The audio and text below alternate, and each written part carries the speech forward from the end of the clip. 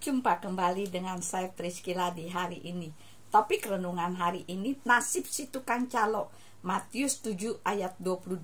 Pada hari terakhir banyak orang akan berseru kepadaku, Tuhan, Tuhan, bukankah kami bernubuat demi namamu dan mengusir setan demi namamu dan mengadakan banyak mujizat demi namamu juga? Saudaraku yang terkasih, melalui renungan hari ini saya ingin bercerita. Mau beli tiket, Mbak? Mas, tanya seorang pemuda. Di tangannya tampak beberapa buah tiket jurusan Jakarta menuju Surabaya. Perjalanan ini adalah pengalaman pertama kalinya buatku. Awalnya saya sempat bingung kenapa ada dua tempat penjual tiket.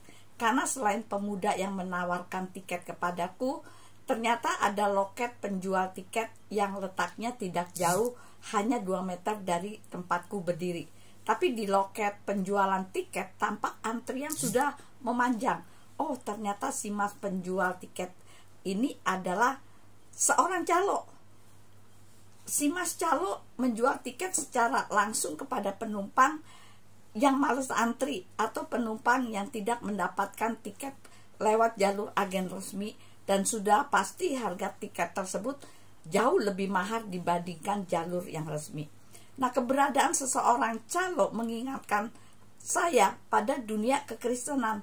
Jauh-jauh hari seorang calo telah membeli tiket, kemudian menjual kembali di waktu yang tepat. Tapi kenyataannya seorang calo tidak pernah ikut berangkat bersama penumpang lainnya. Bahkan bisa jadi calo sendiri belum pernah menginjak kotak dari tiket-tiket yang dia pegang. Saudara dan saya memang bukan calo tiket bus atau tiket pesawat.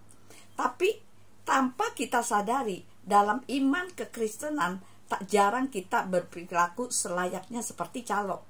Sekali lagi, calo selalu membeli tiket.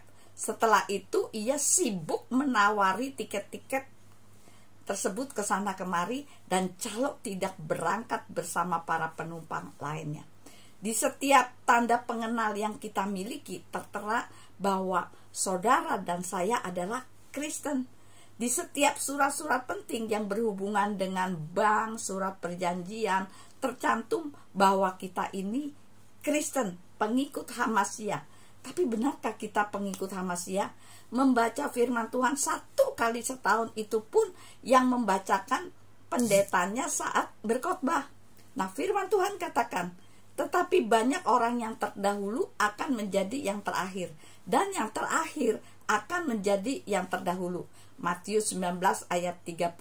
Artinya kita yang sudah sejak lahir Kristen sudah merasa melayani, tapi kenyataannya kita hanya menjadi calo. Saat Yesua datang, kita yang kenal firman tidak ikut terangkat bersama orang-orang yang telah Tuhan pilih untuk masuk ke kerajaan sorga. Ayo saudara, siapkan hidup kita, karena Tuhan tidak mencari mental calo. Sebagai orang tua, jangan hanya pintar menyuruh anaknya ke sekolah minggu, sementara orang tuanya lebih memilih memancing, menonton bola, dan lain sebagainya. Sebagai orang dewasa, kita hanya pintar bertualah kepada yang lebih muda. Ayo rajin beribadah, baca firman, jangan seperti saya. Dan pada akhirnya orang-orang yang kita peringati, orang-orang yang kita perintah masuk ke sorga, dan kita sendiri harus puas menjadi calo, tidak ikut naik ke sorga dalam kemuliaannya. Apakah saudara seorang calo? Jadi saudaraku yang terkasih, calo tahu nama tujuan, tetapi tidak ketujuan. Nah, sekian renungan hari ini. Biar kiranya menjadi berkat dimanapun saudara mendengarkan renungan hari ini. Dan apabila saudara terberkati dengan renungan hari ini, kirim-kirim pada yang lain, sehingga orang lain pun akan menerima berkat melalui renungan hari ini.